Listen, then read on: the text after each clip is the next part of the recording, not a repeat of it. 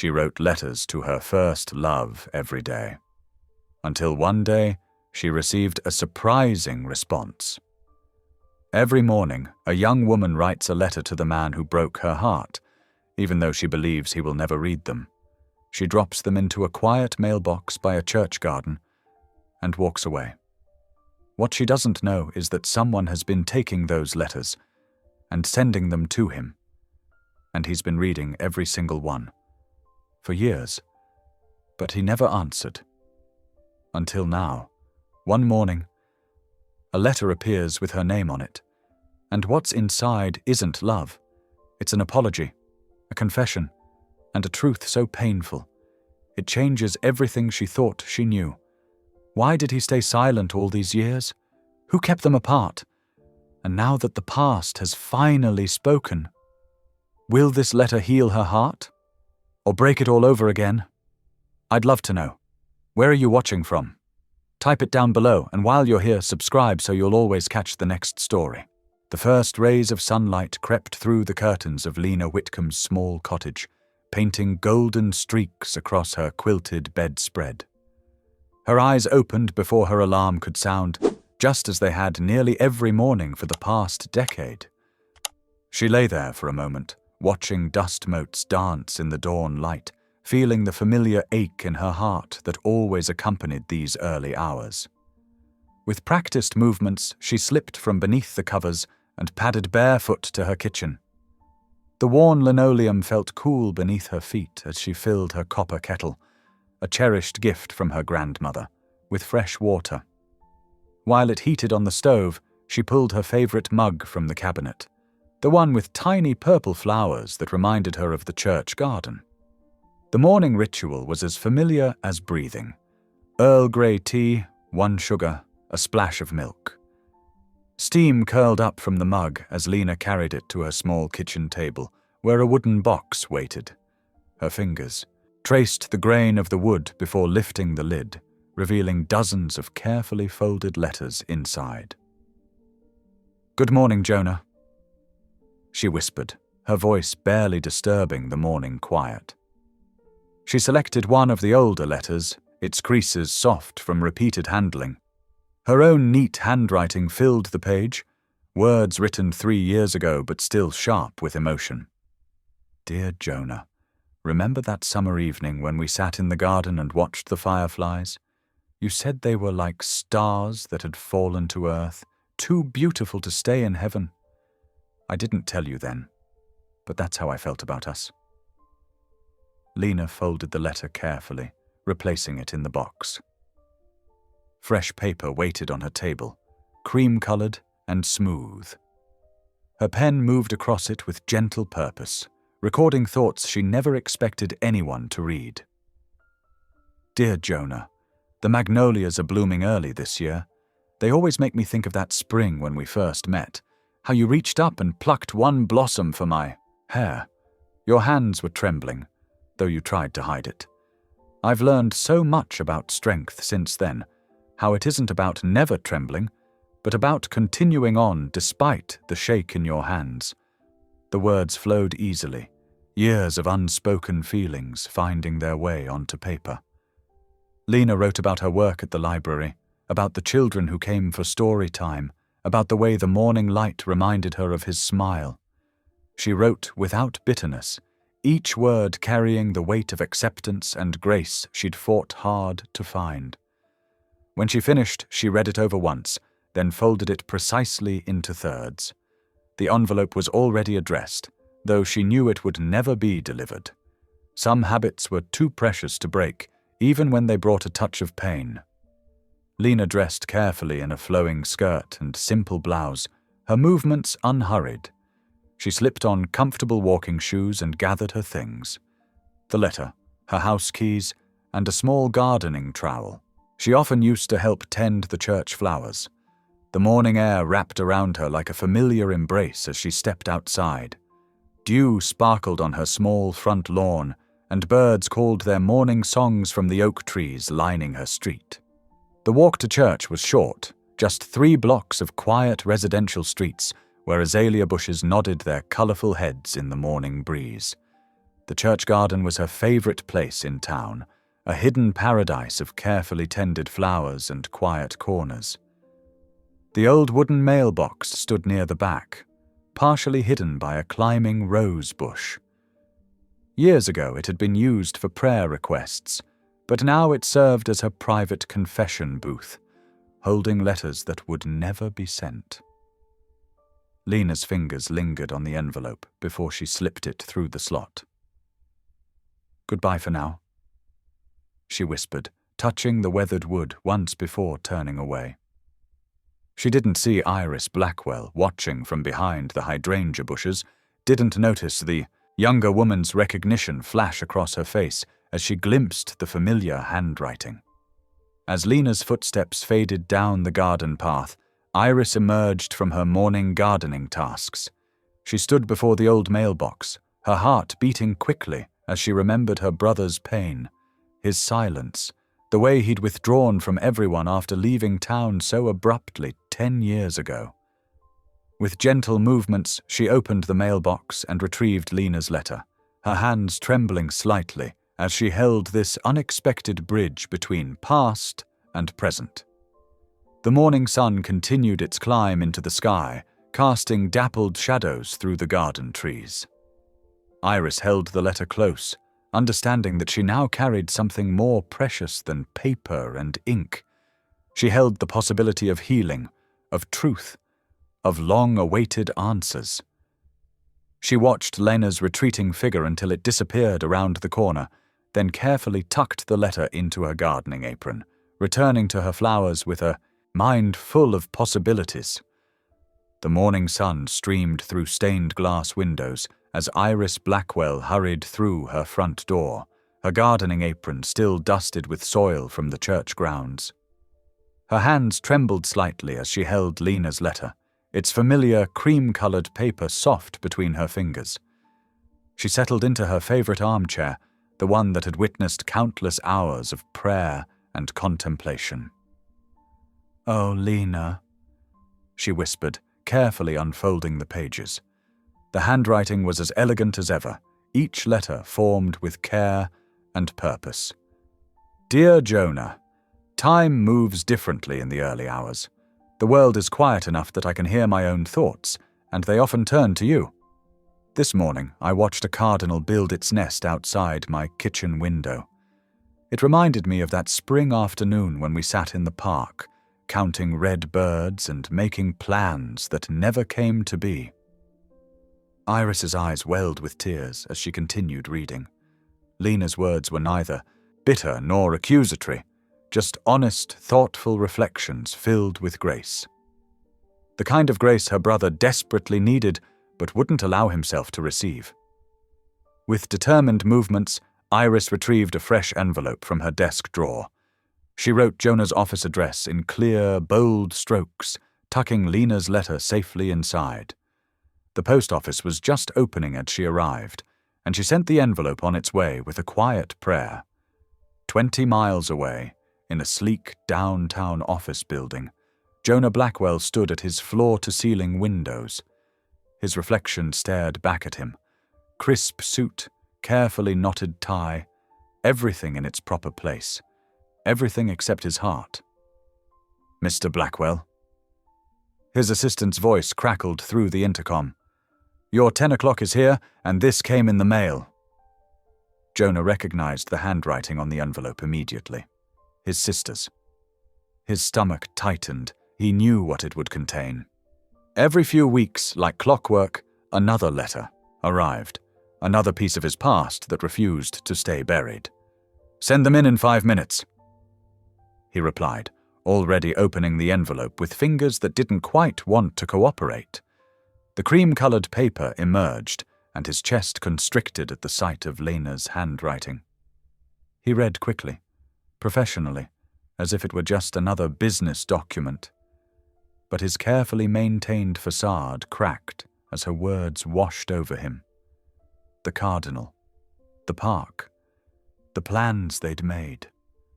His hand gripped the edge of his desk until his knuckles went white. A memory surfaced, Lena's laugh, bright and clear as spring water, her eyes crinkling at the corners as she pointed out yet another red bird. "That's 7, she'd exclaimed. 7 has to be a lucky number."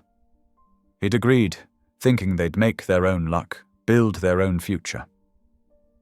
The intercom buzzed again, startling him back to the present. "Your 10 o'clock is waiting, sir." "Send them in," he said, his voice steadier than he felt. The letter disappeared into his desk drawer, joining dozens of others in their manila folder prison, each one a reminder of what he'd walked away from, what he'd been made to believe was the right thing to do. The rest of his day passed in a blur of meetings, phone calls, and decisions that would affect hundreds of employees. He was good at this part, the numbers, the strategies, the clear-cut choices. It was the messy, emotional stuff he couldn't handle. Wouldn't handle. Evening found him in his apartment, 30 stories above the city. The space was immaculate, decorated in shades of grey and blue, everything chosen for its clean lines and lack of sentiment. But the manila folder on his coffee table disrupted the careful order, like a shout in a library. Jonah loosened his tie and poured himself 2 fingers of scotch. He hadn't touched it yet when he reached for the folder instead. Lena's letters spilled out, arranged by date. Some of the earlier ones were worn at the creases from repeated reading, though he'd never admit to that. He added today's letter to the stack, his fingers lingering on the paper. The Cardinal story joined other memories she'd shared, the community garden they'd planted, the choir performances she still gave, the quiet moments of her life that she continued to share with him, even though he'd never responded. The scotch sat untouched as night fell over the city. Jonah remained on his leather couch, surrounded by letters and regret, his carefully ordered world feeling increasingly hollow. Outside his window, the city lights blurred into a constellation of artificial stars, each one as distant and unreachable as the possibility of making things right. He reached for his phone several times, his fingers hovering over Lena's name in his contacts, unchanged after all these years. But each time, his father's voice echoed in his head, reminding him of family obligations, of expectations, of the proper way things should be. The phone returned, to his pocket, unused. The letters went back into their folder, tucked away in the desk drawer that he always kept locked. But as he got ready for bed, following his usual evening routine with mechanical precision, Lena's words kept surfacing in his mind. The Cardinal building its nest, creating something new, something hopeful. While he sat in his pristine apartment, surrounded by everything money could buy and nothing that truly mattered. Sleep eluded him as he lay in bed, his thoughts circling like birds looking for a place to land. In the darkness, he could almost hear Lena's voice counting red birds, her gentle spirit shining through today's letter, just as it had through all the others. The guilt sat heavy in his chest, a familiar weight he'd carried for years, growing heavier with each unopened letter, each unspoken word, each passing day of chosen silence. The morning light filtered through Lena's kitchen window, casting a soft glow on her writing paper. She wrapped her hands around her favorite ceramic mug, letting the warmth of her chamomile tea seep into her fingers. The familiar scent of honey and flowers drifted up, bringing comfort as she settled into her daily ritual. Her pen moved across the page with practiced ease. "Dear Jonah," she wrote, pausing to gather her thoughts. "Today I walked past the old bakery where we used to get those cinnamon rolls you loved so much. It made me smile instead of cry. And that's progress, isn't it?" Lena's hand moved steadily across the page as she continued writing. "These letters have become my way of making peace with the past. With each one I feel the sharp edges of hurt getting smoother, like sea glass tumbled by waves. I'm learning that forgiveness isn't about understanding why something happened. Sometimes it's about accepting that we may never know and choosing to heal anyway. She glanced at the small, potted succulent on her windowsill, the one that had survived, despite her occasional forgetfulness to water it. "Life goes on," she wrote, "and we grow in unexpected ways. I hope wherever you are, you've found your path to peace too." Across town, sunlight bounced off the sleek glass buildings of the business district as Iris Blackwell made her way through the revolving doors of her brother's office building. The security guard nodded in recognition as she headed to the elevator, her sensible shoes clicking against the polished floor. Jonah was already waiting in the lobby when she arrived, his tall frame wrapped in an expertly tailored suit that seemed more like armor than clothing. "Right on time," he said, giving her a quick hug that felt slightly stiff. They walked to their usual lunch spot, a quiet cafe tucked away from the bustle of downtown. After they ordered, a club sandwich for him, soup and salad for her, Iris took a deep breath. It was time. "I need to tell you something," she began, watching her brother's face carefully. "I've been forwarding Lena's letters to you for years now." Jonah's hand froze halfway to his water glass. His face, usually carefully controlled, showed a flash of surprise before settling into something more guarded. "You've what?" "She writes them almost every day." Iris continued gently. "Leaves them in the church garden mailbox. I don't think she expects anyone to read them, but I couldn't let them just sit there, gathering dust." The waiter arrived with their food, creating a momentary pause in the conversation. Jonah methodically arranged his napkin, buying time before he had to respond. "You shouldn't have gotten involved," he finally said, but there was more weariness than anger in his voice. "Maybe not," Iris agreed, stirring her soup. "But I've watched you read every single one. You keep them all, don't you?" Jonah's shoulders tensed. "That's not the point." "Then what is the point?" Iris leaned forward, her voice soft but insistent. "You never believed what Mom and Dad said about her, did you? About her only dating. You to help her family get ahead?" "No." The word came out rough, like it had been dragged from somewhere deep inside him.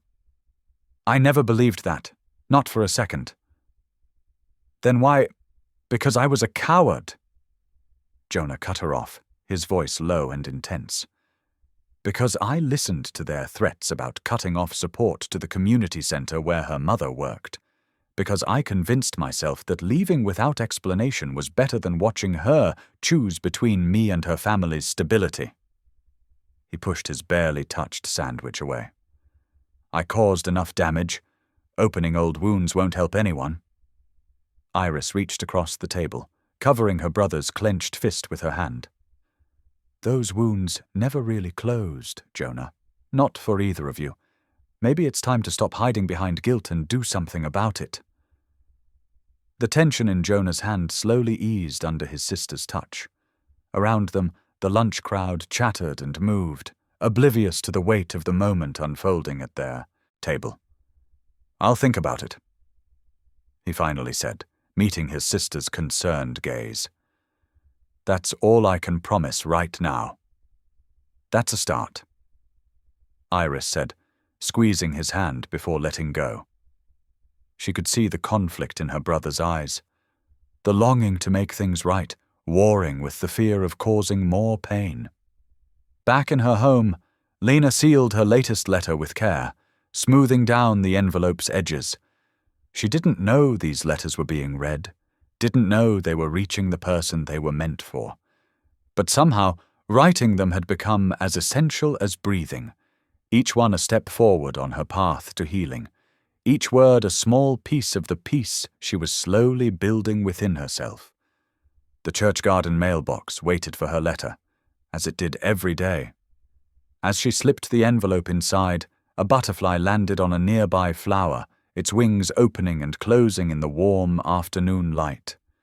Lena watched it for a moment, thinking about how something so delicate could be, strong enough to transform itself completely. Sometimes, she thought, That's exactly what healing feels like. Jonah's head throbbed as he climbed the stairs to his apartment. The conversation with Iris at lunch had stirred up emotions he'd tried to bury for years. His chest felt tight, probably from stress, he told himself. He loosened his tie and fumbled with his keys. Inside, he dropped his briefcase by the door and headed straight for the kitchen. The pressure in his chest increased. Sweat beaded on his forehead despite the cool air conditioning. His vision blurred around the edges as he reached for a glass of water. The glass slipped from his trembling fingers, shattering on the tile floor. Sharp pain shot through his chest like a vice grip. His knees buckled. As he collapsed, his last coherent thought was of Lena's latest letter, still unopened in his jacket pocket. The next thing he knew, harsh fluorescent lights assaulted his eyes. Steady beeping from monitors filled his ears. A nurse in blue scrubs adjusted something on his IV line. "Welcome back, Mr. Blackwell," she said with a gentle smile. "You gave us quite a scare last night." Jonah tried to speak, but his throat felt raw. The nurse offered him ice chips. "Your sister's been here all night," she continued. "She just stepped out to get coffee. The doctor will be in shortly to discuss your condition." As if on cue, Iris rushed back into the room, coffee forgotten in her hands. "Thank God you're awake!" Her eyes were red from crying. "When your neighbor called about hearing the crash..." The doctor, a woman with silver-streaked hair and kind eyes, entered with a tablet in hand. "Mr. Blackwell, I'm Dr. Martinez. You experienced a severe cardiac episode brought on by stress and overwork. We've diagnosed you with stress-induced cardiomyopathy. It's serious but treatable with proper care and significant lifestyle changes." Jonah listened numbly as she explained the treatment plan. Medication, rest, stress reduction, regular checkups. The words, "could have been fatal if untreated," echoed in his mind. When they were alone again, Iris pulled a familiar stack of letters from her purse. "I brought these from your office. Thought you might want them." Jonah's hands shook as he took them. "Thanks," he whispered hoarsely. Throughout the morning, as nurses came and went, Jonah reread Lena's letters. Each one was filled with such grace, such honest reflection. No blame, no bitterness, just pure, open-hearted processing of their shared past. "I forgive you," she'd written in one letter, "not because you asked, but because holding on to hurt only hurts me more." In another, "Sometimes I wonder if you ever think of me, but then I realize it doesn't matter. These letters aren't really for you anymore. They're for me, helping me understand my own heart better." Tears blurred his vision as he read letter after letter. How many years had he wasted, trapped in his own guilt and fear? How many, chances had, he missed to make things right? "Iris," he called softly to his sister, who sat quietly reading by the window. "Could you bring me some paper and a pen?" She smiled knowingly and pulled a notepad from her bag. "Already got them." Jonah stared at the blank page for several minutes, his heart monitor beeping steadily in the background. Finally, he began to write. "Dear Lena, I don't deserve your forgiveness, but I need to tell you how sorry I am. Sorry for leaving without explanation. Sorry for letting my father's prejudices and threats control my actions. Sorry for not being brave enough to fight for what mattered most. You deserved so much better than my silence. I've read every letter you wrote, treasured every word, even though I had no right to them. Your grace and strength humble me. This isn't a plea to rekindle what we had. That wouldn't be fair to you. This is simply the long-overdue apology you deserve. I almost died last night. It made me realize how many things I've left unsaid, how many wrongs I've left unaddressed.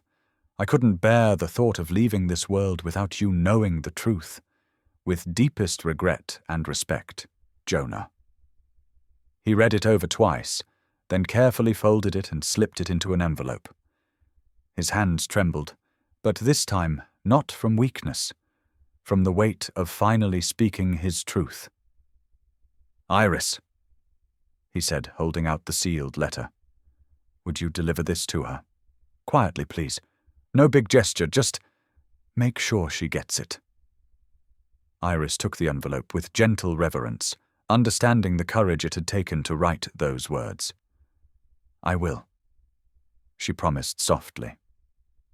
As she left the hospital room, Jonah closed his eyes, feeling lighter despite the monitors and tubes. For the first time in years, he could breathe freely, even with his weakened heart. The truth was finally set free, carried in his sister's caring hands to the woman who had never stopped writing. The early morning air hung crisp and cool as Iris made her way through the church garden, her footsteps leaving gentle impressions in the dewy grass. Her brother's letter felt heavy in her hands, not from its physical weight, but from the years of unspoken words it contained. She approached the weathered mailbox, its white paint slightly chipped from years of sun and rain, and carefully placed the envelope inside. Pausing for a moment, she said a quiet prayer. "Lord, guide their hearts." Her whispered words dissolved into the morning mist as she turned and walked away, hoping she'd done the right thing. Hours later, Lena followed her usual path through the garden, her mind already composing today's letter. The familiar rhythm of her footsteps faltered when she opened the mailbox. There, instead of empty space, lay a cream-colored envelope with her name written in handwriting she hadn't seen in nearly a decade. Her hands trembled as she lifted it out. "Oh, my goodness," she whispered, her heart thundering against her ribs. She stumbled to a nearby wooden bench, barely feeling the dampness that had collected on its surface. For several long minutes, she just stared at her name, written in Jonah's precise strokes. The sight brought back memories of notes passed in college, birthday cards, and their last Valentine before everything fell apart. Her fingers traced the edges of the envelope as tears blurred her vision. "Get it together," she told herself firmly, blinking away the moisture. With careful movements, she opened the envelope, unfolded the letter, and began to read. "Dear Lena, I owe you an apology that's been years in the making. I've received every letter you've written. My sister Iris has been forwarding them to me. Each one has been a reminder of my cowardice and the pain I caused. I never believed you betrayed me. That was a lie my family constructed, and I chose to accept it rather than fight for what I knew in my heart was true. I let fear and family pressure drive me away from the best person I've ever known. Yesterday, I collapsed in my apartment and was rushed to the hospital. The doctors say I have a serious heart condition, treatable, but a wake-up call nonetheless. Lying in this hospital bed, reading through your letters again, I realized how much time I've wasted carrying this burden of guilt. You deserve to know the truth. My parents threatened to cut off my college funding if I continued dating you. They manipulated the situation, spread rumors, and God help me, I chose the easy path instead of standing up for what was right, for what was real. I don't expect or ask for forgiveness. I just needed you to know that none of it was your fault. You were always the stronger one between us. With deep regret, Jonah." Lena lowered the letter to her lap, her hand steady despite the emotional earthquake within her chest. A bird sang somewhere nearby, its cheerful notes a strange counterpoint to the heavy silence in her heart. She sat there for a long while, watching the morning, sun climb higher in the sky, letting the words sink in. When she finally stood, her movements were careful, deliberate. She folded the letter with precise creases and slipped it back into its envelope. The walk home felt both longer and shorter than usual, each step carrying her through a whirlwind of memories and emotions. In her kitchen, she made tea as always, but today she added an extra spoonful of honey, a small comfort for her churning stomach. The familiar scent of chamomile filled her small space as she sat at her writing desk, pulled out her favorite pen, and began to write. The words came slowly at first, each one weighted with consideration. She paused often, sipping her tea, looking out her window at the maple tree that had just started turning golden at its edges. As the afternoon light shifted across her desk, the letter took shape. Dear Jonah, your letter found me this morning. After all these years of writing into silence, seeing your handwriting was like hearing a voice I'd convinced myself I'd forgotten. I accept your apology. The young woman I was needed it desperately, and the woman I am now appreciates its honesty. But what I need most now is not apologies, it's truth. Complete truth, however difficult it might be to share or receive. I'm sorry to hear about your health. Despite everything, I never wished you harm, and I pray for your recovery. Perhaps this is God's way of showing us that time is too precious to waste on half-truths and unspoken words. Whatever happens next, let it be real. Sincerely, Lena. She read it over once, twice, then folded it carefully and slipped it into an envelope. The sun was setting as she walked back to the church garden, painting the sky in shades of amber and rose. The evening air had grown cool, carrying the scent of autumn leaves and distant wood smoke. At the mailbox, Lena hesitated for just a moment, her hand resting on its cool metal surface. Then, with a quiet determination, she opened it and placed her letter inside.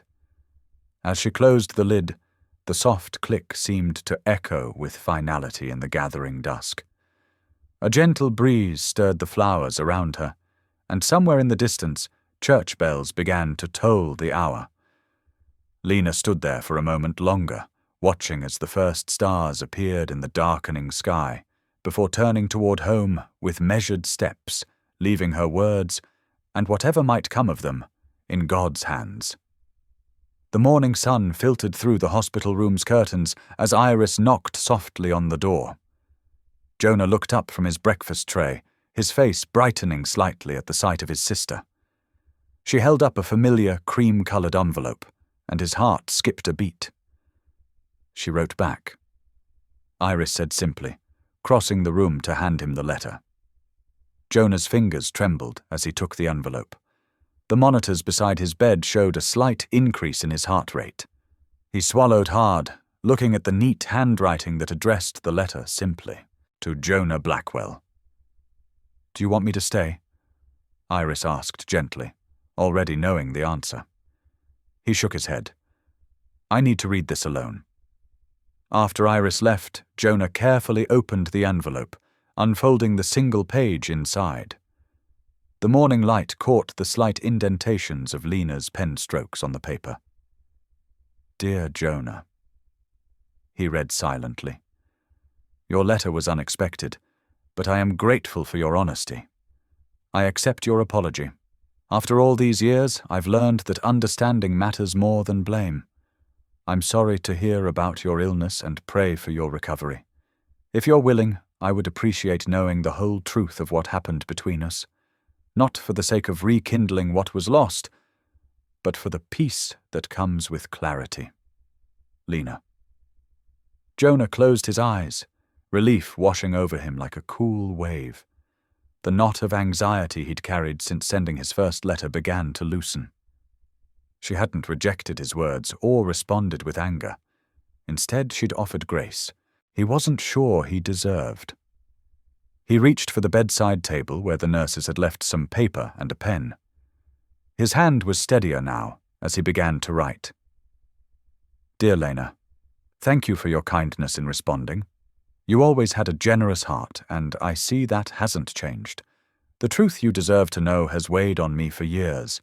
My family, especially my father, had certain expectations about who I should marry. When he discovered how serious we were becoming, he didn't approve of our relationship. Not because of who you are, but because you didn't fit his narrow vision of our family's social standing."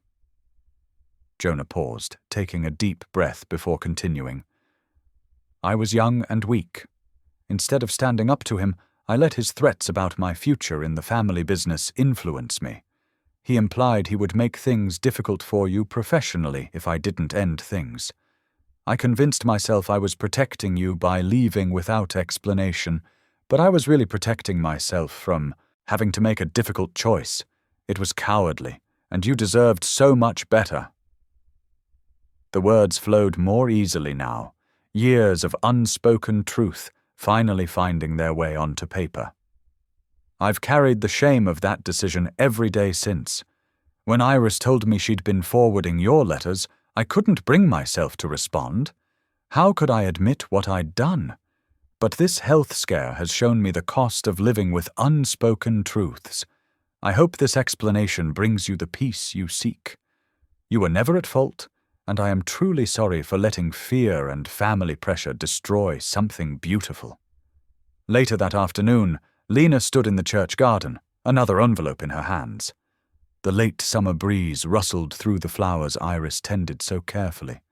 She found her usual bench, settled beneath the shade of an old oak tree, and opened Jonah's letter. As she read his words, tears gathered in her eyes but didn't fall. Each sentence filled in another piece of the puzzle she'd turned over in her mind for so long. The truth hurt, but it was a clean kind of pain, like antiseptic on an old wound. The mystery that had haunted her thoughts finally had shape and substance.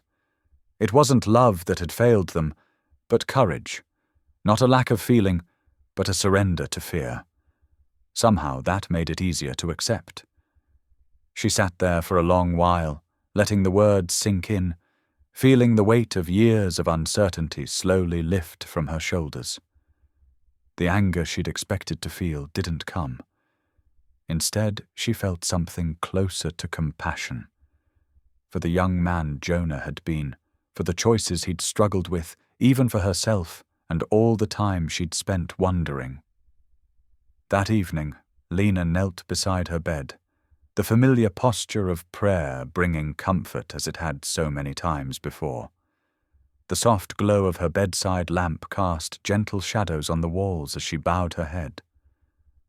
"Lord," she whispered, her hands clasped tightly, "thank you for answers to prayers I've carried so long. Grant me wisdom to know what to do with this truth. Help me see clearly not just with my eyes, but with my heart." She paused, taking a deep breath before continuing. "I don't ask for restoration of what was lost. Instead, I ask for guidance on the path ahead. Show me how to move forward with grace and understanding. Help me find the peace that comes from letting go of questions and embracing your plan for my life." The room was quiet except for the soft sound of her breathing and the distant chorus of evening crickets.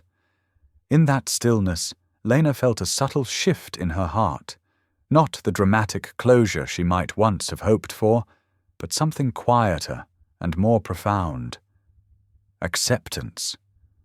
She remained there, eyes closed, letting the peace of the moment wash over her.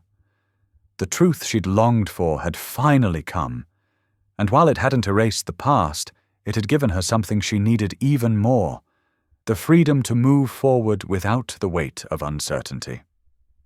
The morning sun painted golden streaks across Iris's face as she walked through the hospital corridors, her steps light but purposeful. In her hand, she held Lena's latest letter, sealed with care and heavy with meaning. The rhythmic beeping of medical equipment provided a steady backdrop as she approached Jonah's room. Her brother sat propped up against starched white pillows, looking less pale than the day before. His eyes brightened at the sight of the envelope. "You're getting better at this delivery service than the post office," he said, attempting a weak smile. Iris placed the letter in his hands. "Just doing what needs to be done." She squeezed his shoulder gently. "Take your time with it. I'll be back later." Once alone, Jonah carefully opened the envelope, his hands steadier than they'd been in days. The familiar sight of Lena's neat handwriting made his heart squeeze with a different kind of ache than the one that had brought him here. "Dear Jonah, he read softly to himself. Your words about family pressure and fear ring true to me. I remember how your mother would look at me during church services, her disapproval barely hidden behind polite smiles. I think I always knew there was more to your leaving than what appeared on the surface, but knowing doesn't always ease the hurt. He paused, taking a deep breath before continuing. Lena's words were gracious but honest, describing years of questioning and pain that had eventually led her to a deeper faith. She wrote about learning to pray for him instead of blame him, about the slow process of letting go of bitterness. In his hospital room, surrounded by monitors and medication schedules, Jonah reached for the notepad on his bedside table. His response flowed more easily this time, filled with memories of their shared past. Simple moments he'd held on to through the years. He wrote about their first meeting at the church youth group, how her quiet wisdom had drawn him in. He described the afternoon they'd spent, painting sets for the Christmas pageant, covered in gold glitter and laughing until their sides hurt. Each memory came with an acknowledgement of what his silence had cost them both. Across town, Lena sat in her garden, reading Jonah's latest letter during her lunch break. The spring breeze rustled through her carefully tended roses as she absorbed his words about those same shared memories, seen through his eyes. A cardinal landed on her bird feeder, its bright red feathers catching the sunlight. Lord, she whispered, thank you for this healing, even if it's different than what I once hoped for. She went inside to write her response, her tea growing cold beside her as the words poured out. She wrote about her journey through grief to acceptance, about the peace she'd found in serving others at church, about the way God had used her pain to deepen her compassion for others who felt abandoned. When Iris arrived at the hospital that afternoon with Lena's response, she found Jonah, sitting up in a chair by the window, looking more like himself. The doctors say I might be able to go home in a few days, he told her, accepting the envelope with gentle reverence. That's wonderful news, Iris said, noting how her brother's hands trembled slightly, not from weakness this time, but from emotion. After she left, Jonah read Lena's words slowly, pausing often to wipe his eyes. Her description of finding purpose in pain, of choosing forgiveness over bitterness, humbled him deeply. He picked up his pen one more time that day, his heart full of gratitude and something that felt like hope. In this letter, he wrote about his own spiritual journey, the years of running from guilt, the endless work hours that couldn't fill the void his choices had created, the recent wake-up call that had brought him to this hospital bed. He described how her letters, saved and reread countless times, had been a thread of grace he hadn't deserved, but desperately needed. Then, after a long moment of consideration, he added a question at the end. Would you be willing to meet with me, just to talk? I understand if you're not ready, or if you'd rather keep this distance between us. But if you're willing, I'd like to apologize in person and hear more about your journey face to face. That evening, as Iris delivered his letter to the church garden mailbox, the setting sun cast long shadows across the peaceful space. She said a quiet prayer as she slipped the envelope inside, knowing these exchanges were about more than just two people finding closure. They were about the power of truth to heal old wounds, about the way God could use even years of silence to prepare hearts for reconciliation. Lena discovered the letter as twilight settled over the garden. She sat on her favorite bench, the one surrounded by lavender plants, and opened it carefully. As she read Jonah's words about his own spiritual growth and his request to meet, a profound sense of peace washed over her. The answer wasn't immediately clear, but she knew she could trust God's timing, just as she had through all the years of writing those seemingly unread letters. The night wrapped around her like a gentle blanket as she looked up at the emerging stars, holding the letter close to her heart. Whatever her answer would be, She knew these exchanges had already brought something beautiful out of the ashes of their past. Not the romance she'd once dreamed of, but something perhaps more valuable. The possibility of genuine healing and growth for them both. The morning sun painted long shadows across the church garden as Lena placed her response in the mailbox. Her hand trembled slightly as she wrote just 2 words, "I'll come." By early afternoon, she found herself walking through the hospital's automatic doors, her sensible flats making soft sounds against the polished floor. A kind volunteer directed her to the garden, a peaceful space filled with raised flower beds and wrought iron, benches, the sweet scent of jasmine mixed with the sterile hospital air.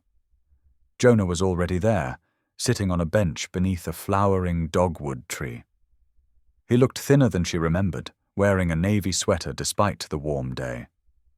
When he saw her, he started to stand, but she gestured for him to stay seated.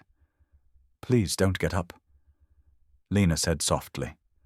She settled on the opposite end of the bench, leaving space between them. A gentle breeze stirred the dogwood blossoms, sending white petals drifting around them. For a long moment, neither spoke. The only sounds were distant traffic and birds calling from nearby trees. Lena folded her hands in her lap, noticing how her fingers twisted together, an old nervous habit. "Thank you for coming," Jonah finally said, his voice quiet but steady. "I wasn't sure you would." "I wasn't sure either," Lena admitted. She looked at the garden instead of at him. "But I've spent years writing letters you never saw, or so I thought. It seemed right to finally speak the words out loud." Jonah nodded slowly. "I read every one. They're all in my office, in the bottom drawer of my desk. I just couldn't bring myself to respond." "Because of your family?"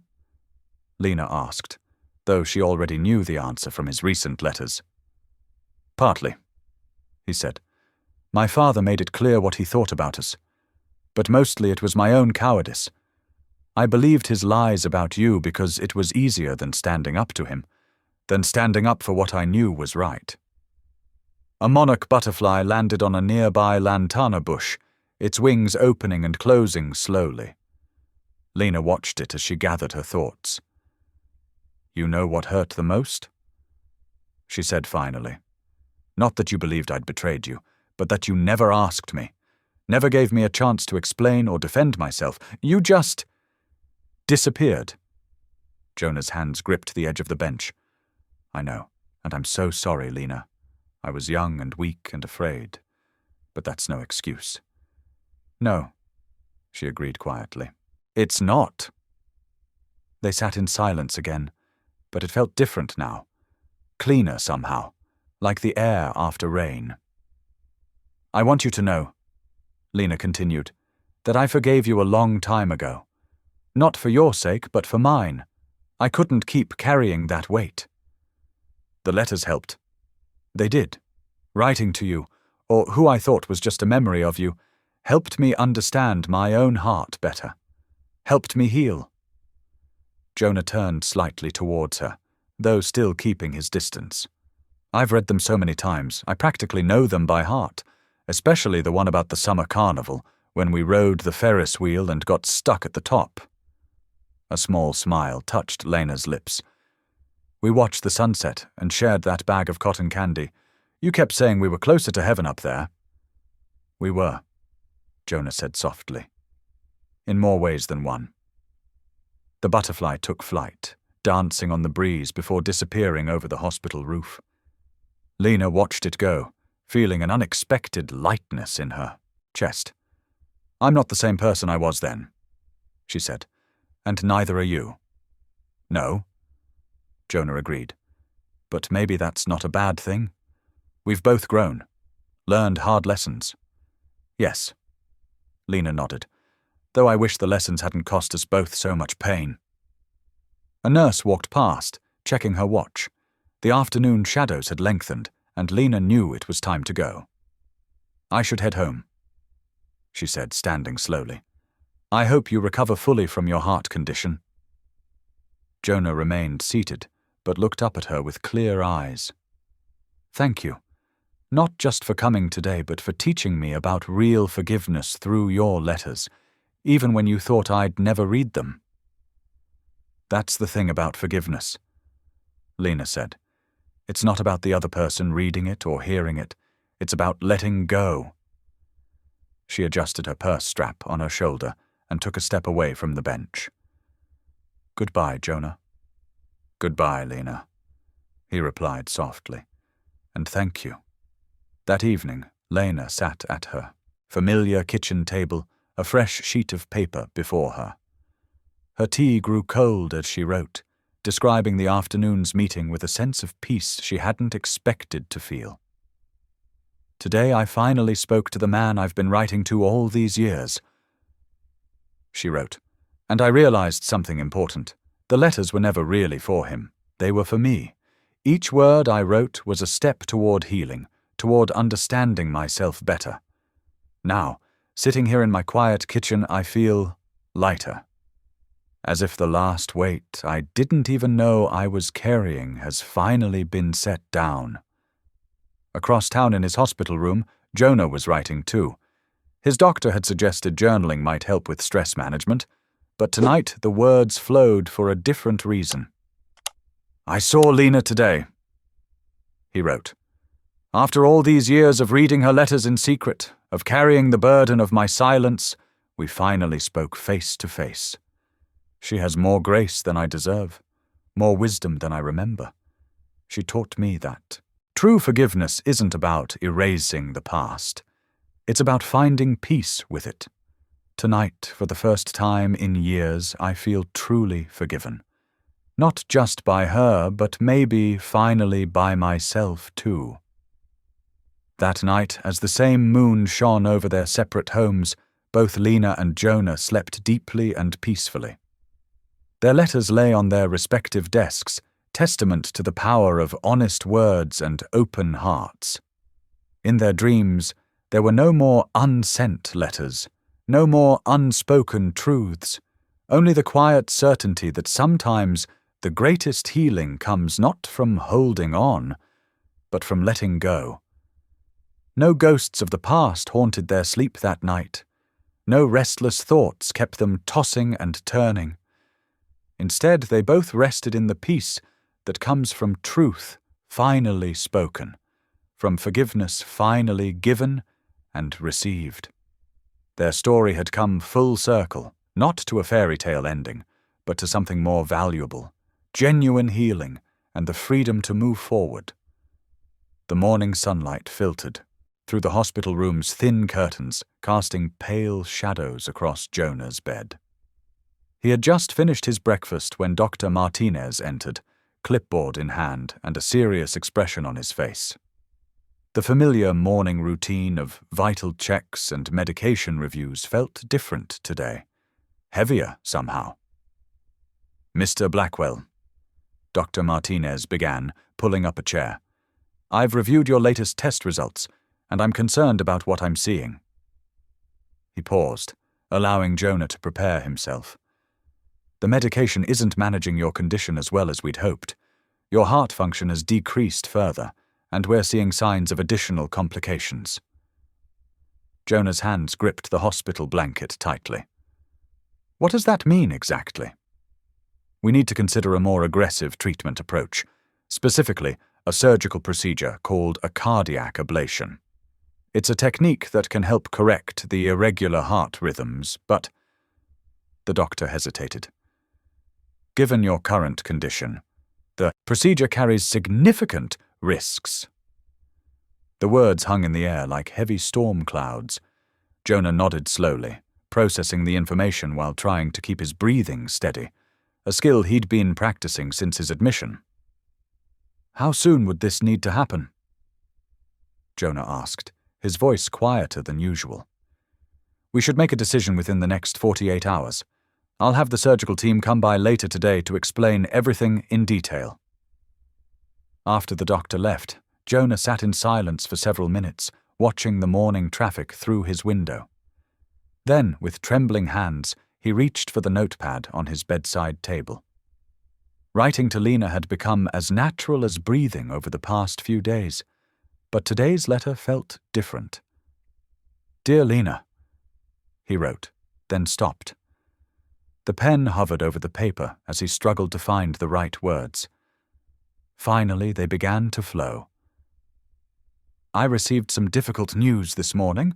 The doctors say my condition has worsened, and they're recommending a risky procedure. I find myself thinking about our conversation in the garden yesterday, about faith and fear and facing truth head-on. I've spent so many years running from things that scared me. Now I'm facing something I can't run from, and I'm trying to find the courage you always seemed to have naturally." His handwriting grew slightly uneven as he continued.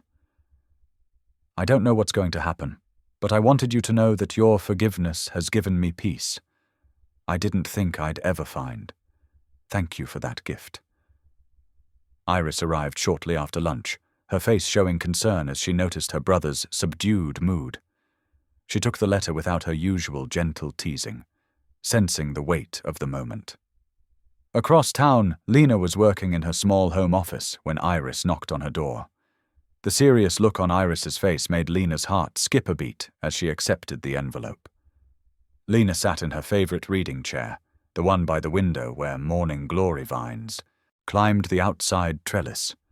As she read Jonah's words, her hands pressed against her mouth, tears welling in her eyes.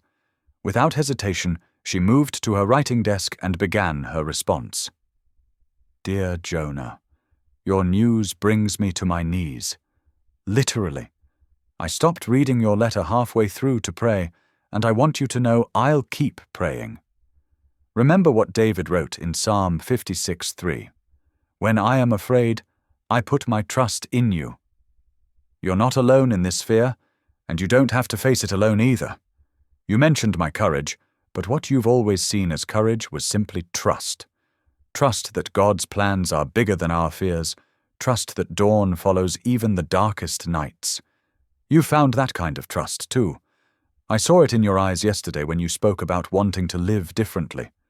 I'm including a small card with more verses that have helped me through difficult times. Keep it close. Let the words remind you that you're held in hands stronger than your fear." Lena carefully copied several Bible verses onto a small card, her neat handwriting filling both sides. She slipped it into the envelope with her letter and asked Iris to deliver it immediately. When Jonah received Lena's response, he read it 3 times straight through. The verses on the card seemed to speak directly to his situation, and he found himself memorizing them without really trying. Throughout the afternoon, as different doctors came to explain the procedure and its risks, he kept one hand near the card in his pocket. As evening approached, Lena left her house for her daily walk.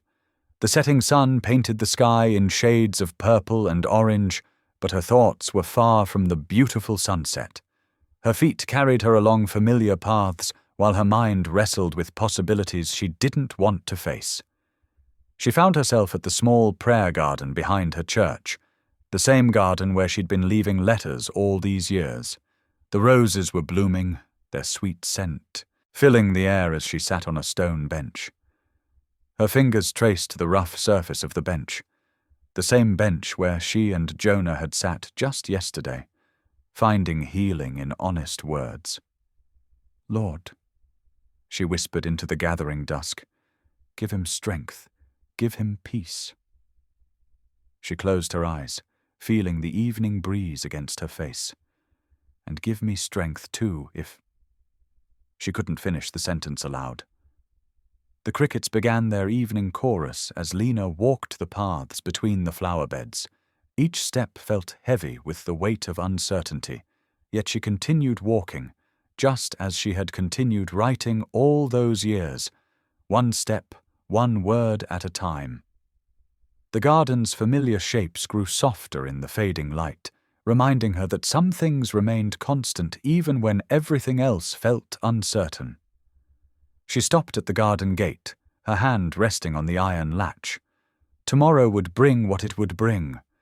Tonight she would pray, and trust, and remember that dawn always follows darkness. The evening air grew cooler around her as she stood there, preparing her heart for whatever might come next. The fluorescent lights of the operating room cast harsh shadows as nurses and doctors moved with practiced efficiency around Jonah's still form. His eyes had grown heavy under the anesthesia, the beeping of monitors creating a steady rhythm that seemed to slow with his consciousness. The last thing he saw before drifting away was the surgeon's kind eyes above her mask as she assured him everything would be fine. Miles away, Lena paced her small living room, her bare feet silent against the worn carpet. The clock on her wall ticked loudly in the quiet house. 9:15, 9:16, 9:17. She had already tried sitting, reading, praying while kneeling beside her bed, but nothing could settle the restless worry in her heart. In the operating room, the surgeon's voice was clear and calm. "Scalpel, please." The team worked with focused precision, their movements choreographed by years of experience. Monitors continued their steady rhythm, marking each beat of Jonah's heart as the doctors began their delicate work. Lena moved to her kitchen, warming water for tea she knew she wouldn't drink. Her hands shook slightly as she reached for a mug, and she pressed them flat against the cool counter to still them. "Lord," she whispered, "please watch over him." The kettle began to whistle, its high pitch cutting through the silence of her home. She turned off the burner but left the water untouched. Back in the hospital, tension filled the operating room as the surgeon encountered unexpected complications. "Blood pressure's dropping," a nurse announced, her voice steady but urgent. The surgeon's movements remained precise, unhurried despite the challenge. "We need to stabilize him before we continue," she directed, and the team responded instantly. Lena found herself in front of her bedroom window, looking out at the night sky. Stars dotted the darkness, and a nearly full moon cast silver light across her small garden. She remembered how Jonah used to point out constellations to her, his voice full of wonder at the vastness above them. Now she searched those same stars for comfort, her hand pressed against the cool glass. The surgery continued, each moment critical. Sweat beaded on the surgeon's forehead beneath her cap as she worked through the difficulty. The monitor's beeping stabilized, returning to their steady rhythm. "Pressure's coming back up," the nurse reported, relief evident in her voice. The team continued their careful work, the immediate crisis past, but their focus unwavering. In her living room again, Lena pulled out her Bible, its pages worn soft from years of reading. It fell open to Psalms, and her eyes found familiar words of comfort. Her lips moved silently as she read, drawing strength from verses she had memorized long ago. The clock showed 10:45 now, and she wondered how much longer the surgery would take. Hours passed in the operating room, marked by the steady progression of careful work. The surgeon's skilled hands moved with purpose, making repairs that would give Jonah's heart a chance to heal properly. The team maintained their focus despite the late hour, each person committed to their role in saving this man's life. Lena had finally settled into her armchair, though her body remained tense with waiting. She had wrapped herself in a soft blanket, more for comfort than warmth in the mild night. Her phone sat silent on the table beside her, and she found herself checking it every few minutes, knowing it was too soon for news, but unable to stop herself. The surgeon began closing, her stitches neat and precise. "Pressure stable, rhythm regular," the anesthesiologist reported. The team's movements became less intense, but no less careful as they completed their work. Dawn was approaching, its pale light just beginning to show through the hospital windows.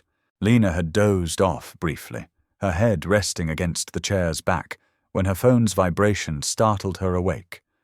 Her heart jumped as she saw Iris's name on the screen. Her hands trembled as she answered, "Hello?" Iris's voice was tired but happy. "Lena, he made it through. The surgery was successful." She paused, letting out a long breath. "Recovery will take time. The doctor says it might be months before he's back to normal, but he's stable, and they're very optimistic." Tears of relief spilled down Lena's cheeks as she listened. She pressed her free hand to her heart, feeling its strong beats beneath her palm. "Thank you, Iris," she managed to say, her voice thick with emotion. "Thank you for calling." After ending the call, Lena remained in her chair as the first rays of sunrise began to paint her walls in soft gold. She closed her eyes, her body finally releasing its tension, and whispered, "Thank you, Lord.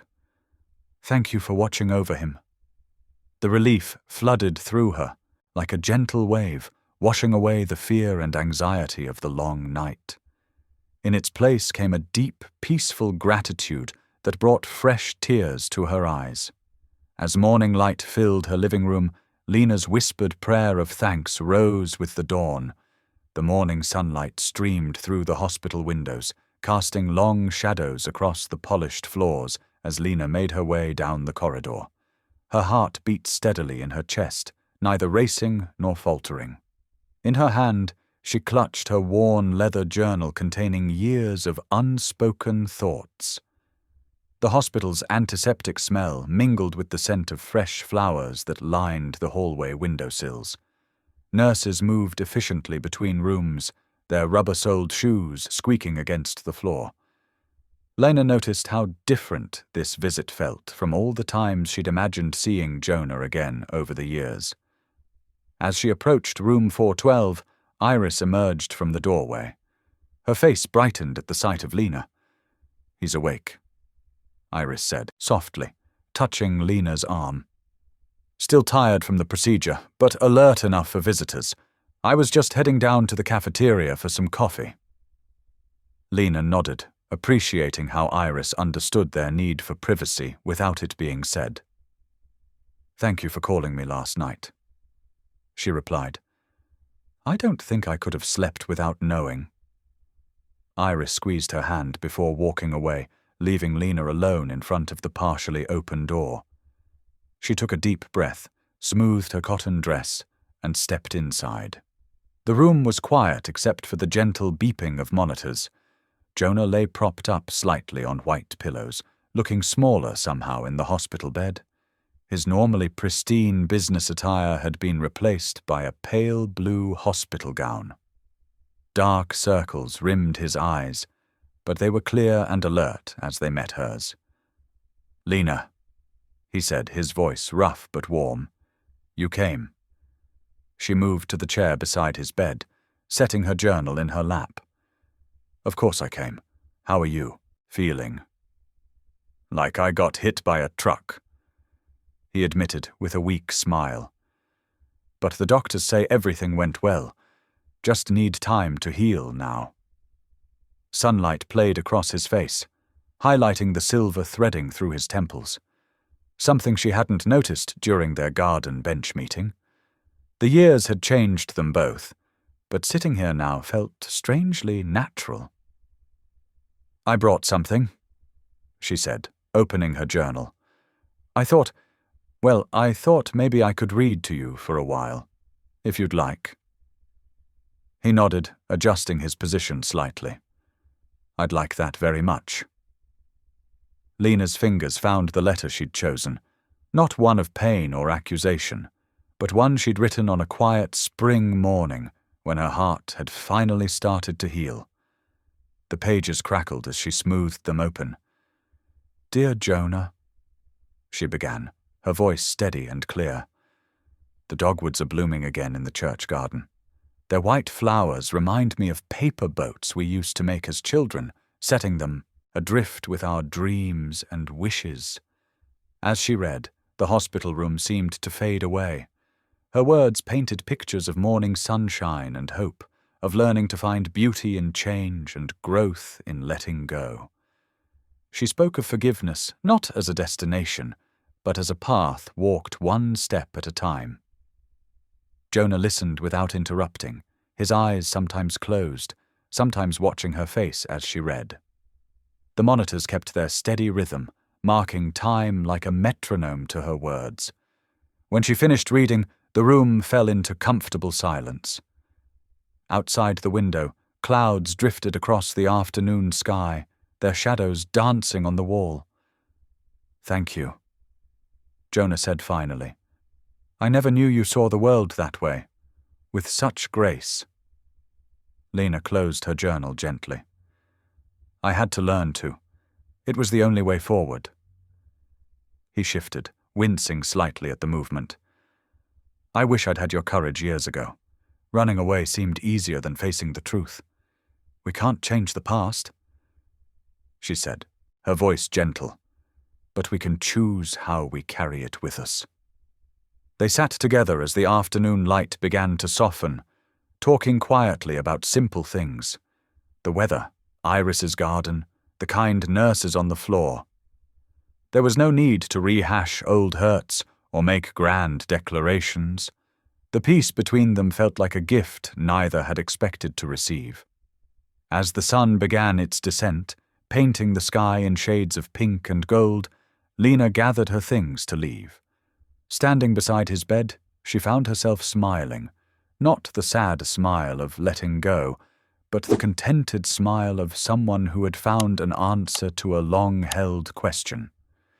"Get some rest," she said. "Focus on getting stronger." Jonah nodded, his eyes heavy with medication and fatigue. "Thank you for coming, Lena. For reading to me. For everything." She paused at the doorway, taking in the scene one last time. The man she had once loved so desperately, now someone she could finally see clearly.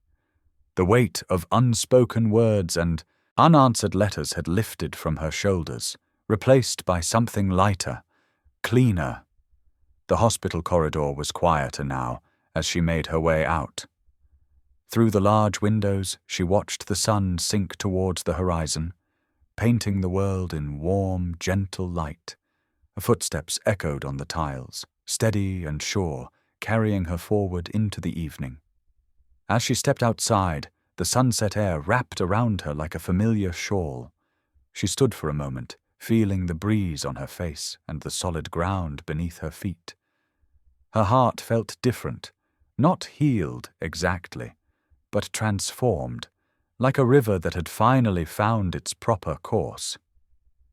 The parking lot was bathed in golden light as she walked to her car. She didn't look back at the hospital windows, didn't need to. The letter she'd read today had been about learning to let go, and now she understood that letting go didn't always mean losing something. Sometimes it meant making space for something new, not romance, but perhaps something equally precious. Peace. The morning sun filtered through the hospital blinds, casting warm stripes across Jonah's bed. He sat propped up against white pillows, looking less pale than the day before. A small stack of get well cards decorated his bedside table, along with a vase of fresh flowers Iris had brought. When Lena appeared in the doorway carrying a thermos, Jonah's face brightened with recognition. "Good morning," he said softly. "I brought some homemade chicken soup," Lena said, her voice gentle. "My grandmother's recipe. It always helped me feel better when I was sick." She set the thermos on his tray table and pulled up a chair. The familiar scent of herbs and chicken filled the room as she poured a small cup. Steam rose in delicate wisps. "The nurses said you could have clear liquids now," she explained, "so I made it extra light." "Thank you," Jonah said, accepting the cup carefully. His hands shook slightly, but he managed to take a small sip. "It's perfect." They sat in comfortable silence while he slowly finished the soup. Lena pulled out her worn Bible and opened it to a marked page. "Would you mind if I read something?" Jonah shook his head, settling back against his pillows. Her voice was steady and soothing as she read. "He gives strength to the weary and increases the power of the weak. The words from Isaiah filled the quiet room. The next day brought physical therapy. Lena arrived to find Jonah sitting in a chair beside his bed, his face tight with concentration as he practiced deep breathing exercises. "The therapist says I need to build my lung capacity back up," he explained between careful breaths. "Everything feels harder than it should." "Small steps," Lena reminded him, setting down another container of soup. "You don't have to rush." She stayed while he worked through his exercises, offering quiet encouragement when his frustration showed. Before leaving, she read from Psalms, "The Lord is my strength and my shield." Wednesday morning found Jonah standing shakily by the window, holding on to an IV pole for support. Lena knocked softly before entering. "3 laps around the nurse's station today," he said proudly, though his voice was tired. "That's wonderful." Lena smiled, setting up their now familiar routine of soup and scripture. Today she'd brought tomato basil, and the rich aroma filled the room. While he ate, she read from Philippians, "I can do all things through Christ who strengthens me." The words seemed to give him renewed determination. Thursday's visit was shorter. Jonah had just finished a demanding therapy session and was fighting sleep. Lena left the soup on his bedside table with a note containing the day's verse. "Be strong and courageous. Do not be afraid. Do not be discouraged." On Friday, she found him sitting up in bed, writing in a journal. "The counselor suggested it," he explained, closing the notebook as she entered. "Processing everything that's happened." Lena nodded, understanding the healing power of putting thoughts to paper. She served the soup, chicken noodle this time, and read from Corinthians about comfort and compassion. The weekend brought visible improvement. Saturday, Jonah was dressed in regular clothes instead of a hospital gown, sitting in the chair by the window. They shared soup and scripture, but also memories, careful ones, gentle ones, safely distant from old wounds. "Remember the church picnic where it rained?" Lena asked, smiling at the memory. "Everyone running for cover except Mrs. Patterson, who just kept eating her potato salad like nothing was happening?" Jonah's laugh was quiet but genuine. She said she wasn't about to let a little rain ruin her lunch. Sunday afternoon, Iris joined them. She brought fresh flowers and sat while Lena read from Romans about hope and perseverance. The 3 of them talked quietly about everyday things, the weather, the church garden, local news. The conversation felt natural, peaceful. As the sun began to set, casting long shadows across the hospital room, Jonah turned to his sister. His voice was thoughtful, steadier than it had been all week. "Iris," he said, "I've been thinking. All of this, the letters, the forgiveness, even this illness, it's shown me something important. I don't want to waste it." Iris leaned forward, listening intently. "I want to create something meaningful from this experience." Jonah continued, "I'm not sure what yet, but I know it needs to matter. To help others somehow." The last rays of sunlight painted the room in soft gold, illuminating 3 faces filled with quiet hope, each changed in their own way by the healing power of truth, forgiveness, and grace. Lena gathered her things, leaving behind the day's soup and scripture. The verse she'd chosen seemed especially fitting. "For I know the plans I have for you, declares the Lord, plans to prosper you and not to harm you, plans to give you hope and a future." The room was peaceful. As she stepped out, carrying with her the warmth of shared healing and the promise of continued growth. Though their paths had been painful, they had led to this gentle place of understanding and purpose. Through the hospital window, morning sunlight painted warm patterns across Jonah's bed. His recovery room had become familiar territory over the past week. The gentle beeping of monitors, the faint antiseptic smell, and the daily rhythm of nurses checking his vitals. but today felt different. His hands fidgeted with the edge of his blanket as he waited for Lena's usual morning visit. When she appeared in the doorway, carrying her customary thermos of tea and a small paper bag, Jonah's face brightened. "You're early today," he said, his voice stronger than it had been since the surgery. "The garden needed less attention this morning." Lena replied with a soft smile, settling into the chair beside his bed. She'd brought him homemade soup every day, each batch different from the last. "Today it's butternut squash with ginger," she said, pulling out a container. "The nurses said you're allowed real food now." Jonah nodded, but his mind seemed elsewhere. "Lena, I've been doing a lot of thinking during these quiet hours. About purpose. About making things right." He shifted in his bed, sitting up straighter. "Your letters. They weren't just words on paper. They were a lifeline I didn't know I needed." Lena's hand stilled on the soup container. "They helped me heal too," she said quietly. "That's exactly it." Jonah continued, his eyes bright with purpose. "Healing through words, through being heard. I want to create something meaningful from this experience, something bigger than just my own story." He reached for a folder on his bedside table, his movements careful but determined. "I've been working with my lawyers. I want to establish a foundation." His voice grew stronger as he spoke. "A foundation dedicated to supporting young women who feel unseen, who need their voices heard, just like you did all those years." Lena's eyes widened, and she set down her thermos with trembling hands. "Jonah, The foundation would provide writing workshops, mentorship programs, and safe spaces for expression," he continued, opening the folder to show her preliminary plans.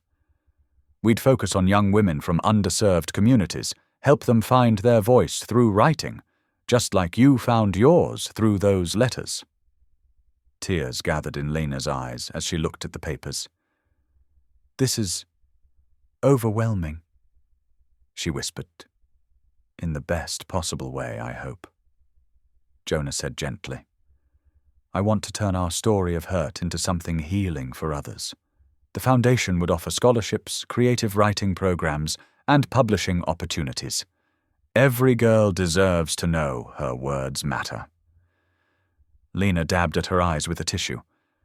"The impact this could have," she began, her voice thick with emotion. "So many young women struggle to believe their stories are worth telling." "Exactly," Jonah said, reaching out to touch her hand briefly. "And I was thinking, if you're willing, you could help shape this. Your perspective, your experience with healing through writing. It would be invaluable." Lena took a deep breath, looking down at the plan spread before her.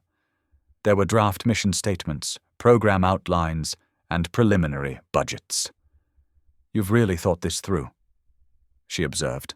"I've had plenty of time to think lately," he said with a slight smile, gesturing to his hospital room. "And I want to do this right. Make it something truly meaningful." They spent the next hour going through the details together. Lena suggested adding mentorship programs specifically for young Black women writers.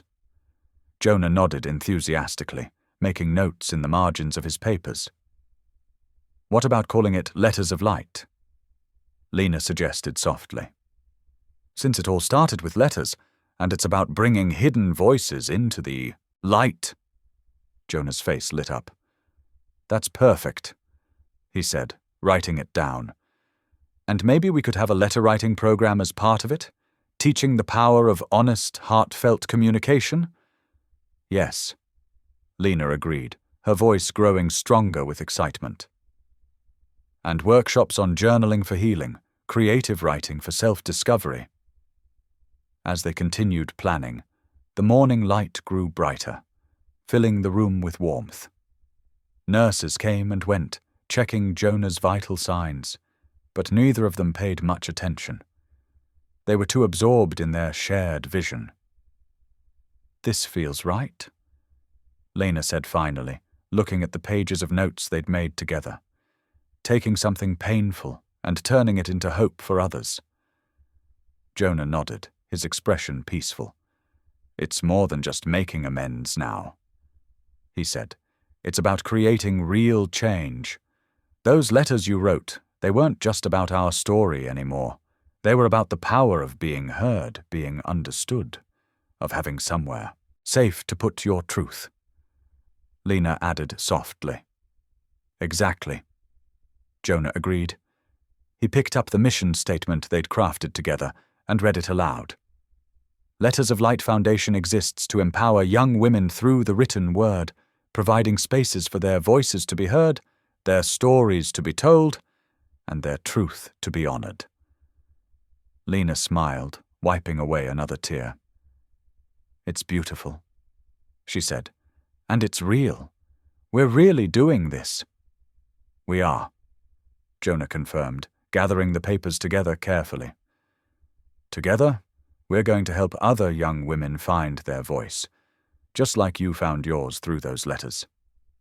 They sat in comfortable silence for a moment, both contemplating the journey that had led them here, from hurt to healing, from silence to purpose. The foundation would be their shared legacy, something meaningful born from years of unspoken words. Lena stood up, smoothing her skirt. "I should let you rest," she said, "but I'll bring more soup tomorrow, and we can work more on the program details." Jonah nodded, already looking tired but satisfied. "Thank you, Lena, not just for helping with this, but for showing me how powerful written words can be." "Thank you for listening," she replied simply, gathering her things. "Even if it took a while." As she left the room, both felt the rightness of their shared purpose. The foundation would be their way of turning past pain into future hope, their story becoming a light for others to find their way. The autumn sunlight streamed through the windows of the small community center, casting a warm glow over the modest gathering of women.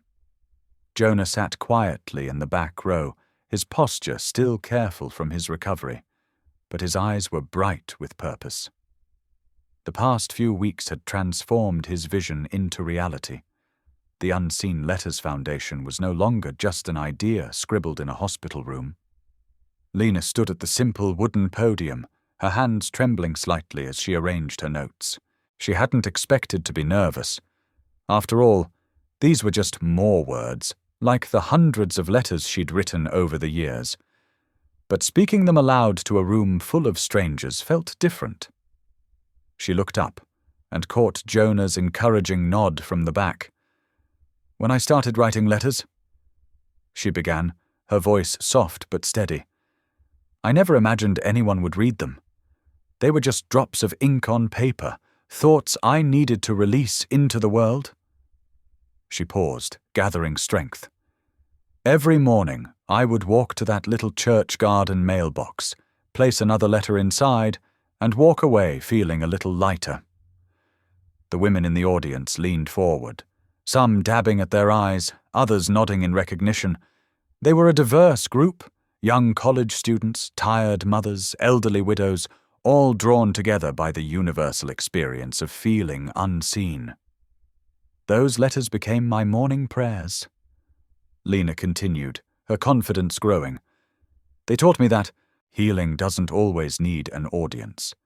Sometimes the most powerful changes happen in the quiet moments when we're honest with ourselves." From his seat, Jonah watched as Lena's words wrapped around the room like a warm embrace. His heart, now steadier after weeks of rehabilitation, swelled with admiration. The Foundation's mission was simple: to provide safe spaces, counseling, and writing workshops for women who needed to find their voice. But watching it come to life through Lena's story made it feel profound.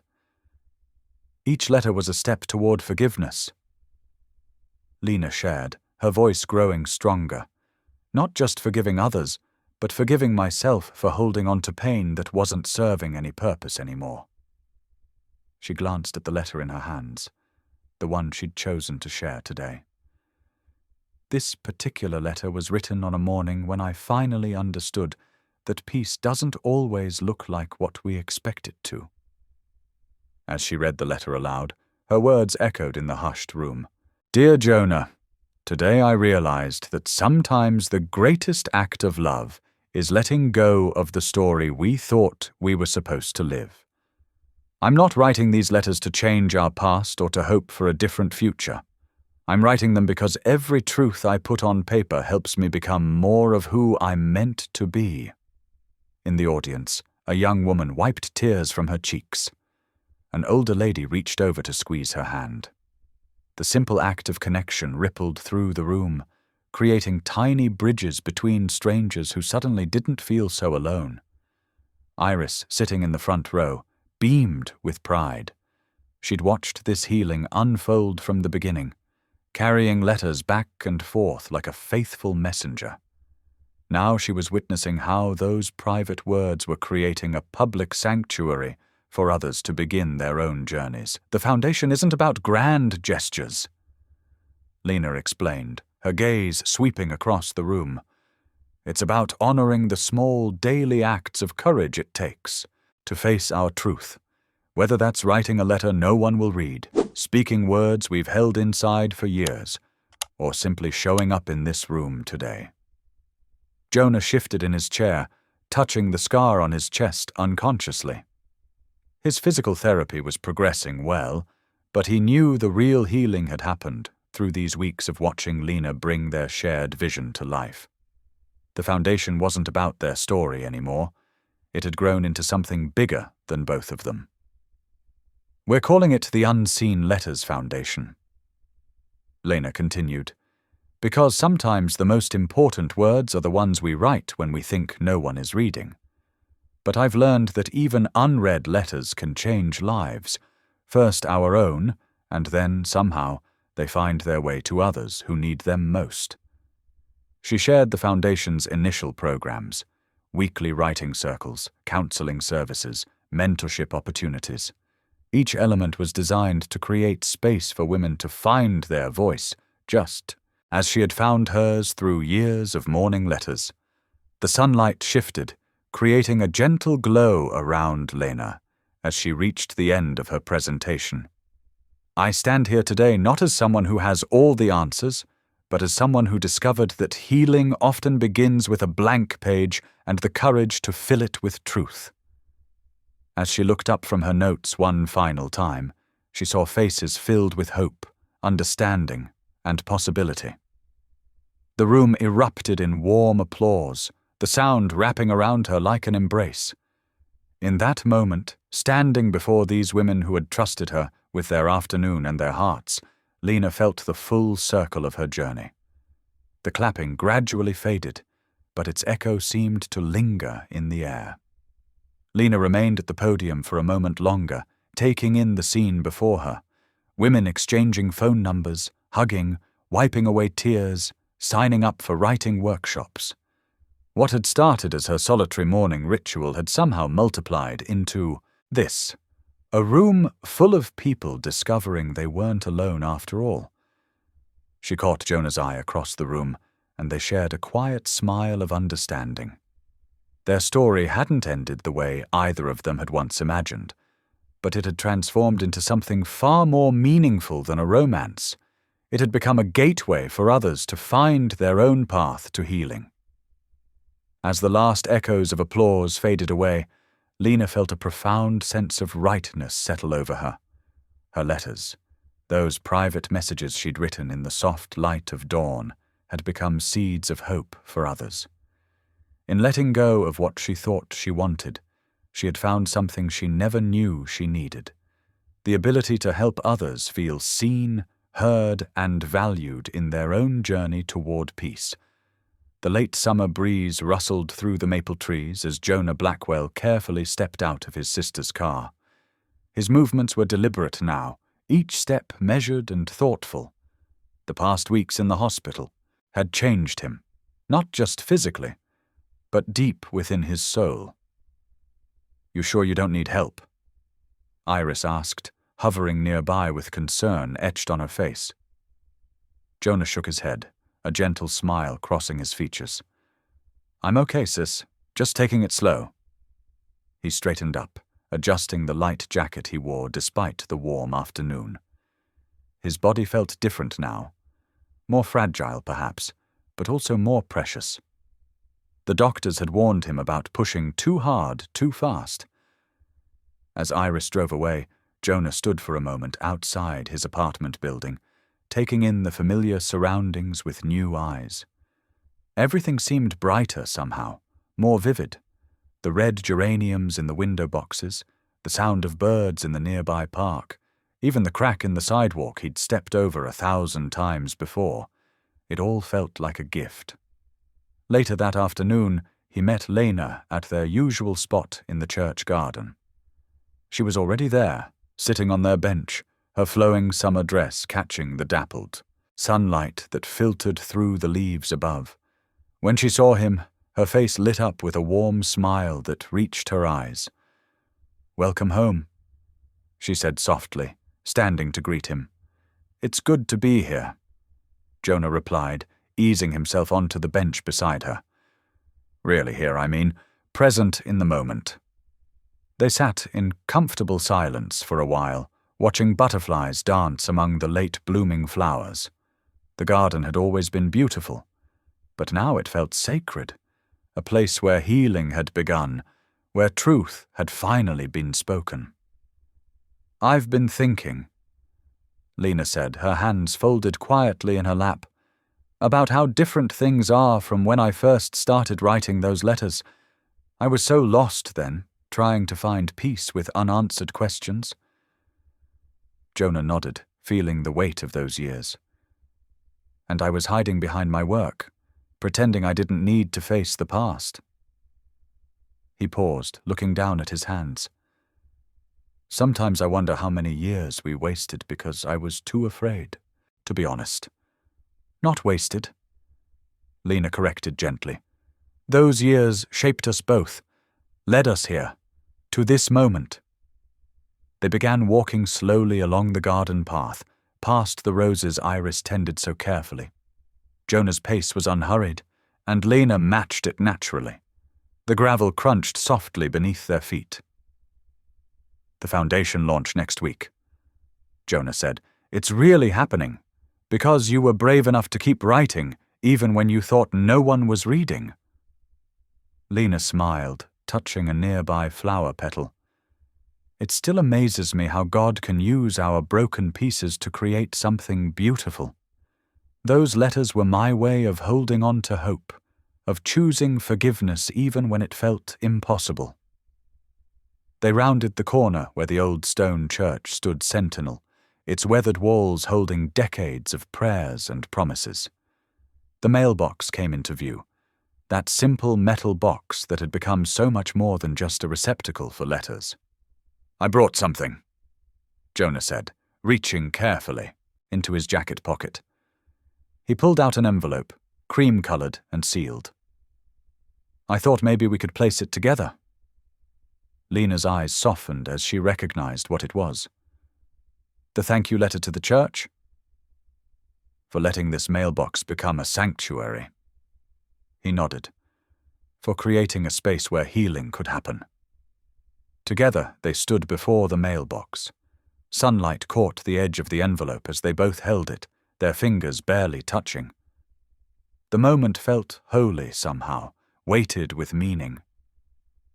"Dear God," Lena whispered, "thank you for unanswered prayers that led to better answers, for silence that taught us to listen, for pain that shaped us into people who could understand forgiveness." Jonah's voice was thick with emotion as he added, "And thank you for second chances, for the grace to begin again." They opened the mailbox together, the familiar creak of its hinges like an old friend's greeting.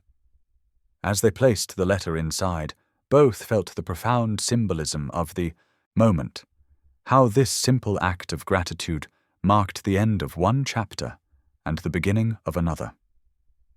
"You know," Jonah said as they turned away from the mailbox. I used to think forgiveness meant forgetting. But it's not that at all, is it? Lena shook her head, her eyes wise and gentle. No. Forgiveness is remembering differently, seeing the past through eyes of grace instead of pain. They walked back toward the garden bench, their steps slow but steady. The late afternoon light painted everything in warm gold, making the flowers glow like stained glass. A peace settled over them both, not the desperate peace they'd once sought, but something deeper and more real. I'm grateful, Jonah said simply, looking at the woman beside him who had taught him so much about grace. For every letter you wrote, for every truth you shared, for showing me what real forgiveness looks like. Lena's smile was full of quiet joy. And I'm grateful for answered prayers, even when the answers looked nothing like what I expected. They sat together on the bench as the sun began its descent, two people transformed by the power of forgiveness and truth. The mailbox stood in the distance, a humble guardian of their story, while all around them the garden bloomed with life and promise. The autumn breeze rustled through the church garden, scattering golden leaves across the worn stone path. Lena Whitcomb walked slowly, savoring the crisp morning air and the familiar crunch of leaves beneath her feet. The garden looked different now, not just because of the changing seasons, but because her heart saw it through new eyes. She held a letter in her hands, but this one wasn't written from a place of longing or loss. The paper felt lighter somehow, just as her spirit did. The morning sun caught the gold cross atop the church steeple, making it gleam against the pale blue sky. "Good morning," called a gentle voice. Jonah Blackwell emerged from around the corner, his pace measured and deliberate. The surgery had left its mark. He moved more carefully now, but there was a peace in his bearing that hadn't been there before. He wore a simple sweater and khakis, looking more like himself than the stern CEO he'd once been. "You're early today," Lena said with a warm smile. She noticed he was holding something too, a small leather-bound notebook. "Thought I'd catch the sunrise," he replied, gesturing to the bench they now shared without awkwardness. "The doctors say walking is good for recovery, and this garden—" He paused, looking around thoughtfully. "Well, it's become a special place." They sat together, comfortable in the morning quiet. A cardinal hopped nearby, pecking at fallen berries. Lena smoothed her letter against her knee, the paper catching the early light. "Another story for the foundation?" Jonah asked, nodding toward her letter. "Yes," she said. "A young woman wrote to me last week about feeling invisible in her own family. It reminded me of something I wrote in one of my old letters about finding strength in being seen by God even when others look away. I thought sharing that might help her." Jonah opened his notebook, revealing neat rows of writing. "The Foundation has received 37 letters this month alone. Each one carries so much hope, so much hurt. Sometimes I read them and think about all the years I spent avoiding truth, avoiding feelings." He shook his head. "What a waste." "Not a waste," Lena corrected gently. "A journey. Look where it led. To healing. To purpose. These young women who write to us, they need to know that growth takes time. That peace isn't found overnight." The morning light strengthened, warming their faces. A church bell chimed in the distance, its deep tones rolling across the quiet town. Jonah shifted on the bench, his movements more fluid than they'd been weeks ago. "My physical therapist says I'm making good progress," he said, answering her unspoken question. "The heart. Medication is working well. I'm learning to live at a different pace. Turns out it's not such a bad thing." Lena nodded, remembering the frantic phone call from Iris about the surgery, the long hours of prayer, the relief when he pulled through. God has a way of getting our attention sometimes, she said softly. They walked together toward the mailbox, their footsteps falling into an easy rhythm. The old metal box stood as it always had, but now it served a new purpose. Instead of holding one woman's private prayers, it collected stories of hope and healing from across the community. "Remember when you first found my letter here?" Lena asked, her voice touched with gentle amusement rather than pain. "Actually, Iris found it," Jonah admitted, a small smile playing at his lips. "She kept every single one safe until I was ready to face the truth. I never thanked her properly for that. She knew what we both needed: time, space, and eventually courage." Lena reached out and opened the mailbox. Inside lay several letters, each containing someone's story, someone's hope. Together they added their contributions, Lena's letter of encouragement and Jonah's careful notes about the Foundation's progress.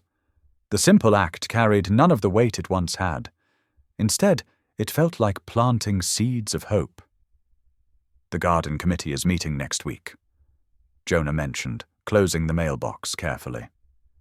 "They want to add a prayer corner near the roses, with benches for reflection, a place where people can sit and write, or just be still." "That sounds perfect," Lena said, imagining others finding the peace she'd discovered here. "Every garden needs a quiet corner." They stood for a moment, watching as more sunlight spilled across the flowers. A group of sparrows swooped overhead, their wings catching the light. The morning felt full of possibility, of gentle promise. "I should head to the office," Jonah said. "We're reviewing applications for the Foundation's first scholarship program." Lena nodded, adjusting her scarf against the morning chill. "And I have a writing workshop to prepare for. Those teenage girls from the youth center are so eager to share their stories." "You're good with them," Jonah observed. "You show them that their voices matter." "Just as God showed me," she replied simply. They parted ways at the garden gate, no longer bound by unspoken words or painful memories. Their friendship had found its own rhythm, built on mutual respect and shared purpose, rather than the lingering echoes of old romance. Lena walked home alone, but not lonely. The morning sun warmed her face, and she felt the familiar surge of gratitude that often filled her heart these days. Her letters had evolved from desperate reaches across a void into bridges of hope for others. The pain that once drove her to write had transformed into purpose. As she reached her front porch, she paused to watch a pair of butterflies dance above her flower boxes. Their wings caught the light, reminding her of pages turning in the wind. She smiled, thinking of all the letters yet to be written, all the stories yet to be shared, all the healing yet to unfold. She was no longer the woman who wrote letters to an absent love. She had become someone stronger, a writer of hope, a keeper of stories, a witness to healing. The morning stretched before her, full of possibility, and her heart felt light and free. Inside her home, her writing desk waited by the window, sunlight pooling on its smooth surface. Her tea would steep while she worked, and words would flow not from longing, but from purpose. This was her calling now, not to pine for what was lost, but to help others find their way to wholeness. The morning breeze carried the distant sound of church bells, and Lena smiled, knowing that across town, Jonah too was beginning his day of service. They had found their separate paths to peace, united not by romance but by a shared commitment to helping others find their way out of darkness. She was whole, she was free, and most importantly, she was hopeful. Thanks for watching. If any part of this story lingered with you, consider subscribing. I'll be here again tomorrow, sharing another tale that speaks to the soul.